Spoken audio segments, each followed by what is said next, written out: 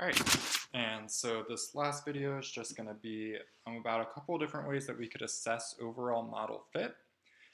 And so we're going to talk about a more formal hypothesis test in the next note packet when we talk about confidence intervals and hypothesis tests and logistic regression in general. But for now, we're just going to kind of note that we could, again, use AIC and BIC to assess model fit.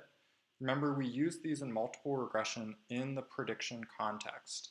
And they have we didn't actually talk about the formula for them in multiple regression, but in logistic regression, they're pretty easy to calculate from the summary output.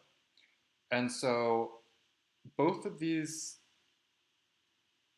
criterion have something that measures how well the model fits the data, and that is called this residual deviance, where a higher residual deviance indicates a lower model fit. And then both of these criteria have this penalty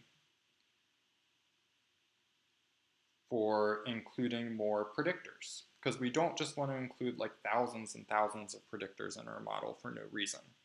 And so in this, K is the number of predictors. Okay, so one more note about the formula for the BIC, just to remember again that in this class we are statisticians. So log always means natural log.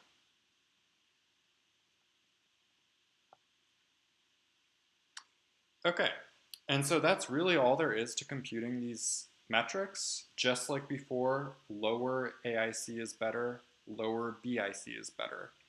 And so this residual deviance, kind of have to go back a bit and all the way back to page 6 where we had this big summary table. And so we made a note here that we talk about these later. This is where we're getting that residual deviance from. And so if you had two models, you would fit both of them, grab both of the residual deviances, and then if you were interested in AIC, you'd compare the two AIC values for those two models. If you were interested in BIC, you'd compare the two BIC values for those two models. And so we could just make a note that this residual deviance is coming from this page 6 summary output. All right, so again, we'll practice with this in RStudio, and hopefully if anything's unclear about these, it'll make a little bit more sense. But the key points are, both of these are, we want them to be low, and both of these metrics take into account the model fit through this residual deviance, and they include a penalty for including more predictors. This last page is just kind of a note that we'll work with this college's data set more in the accompanying R Markdown handout.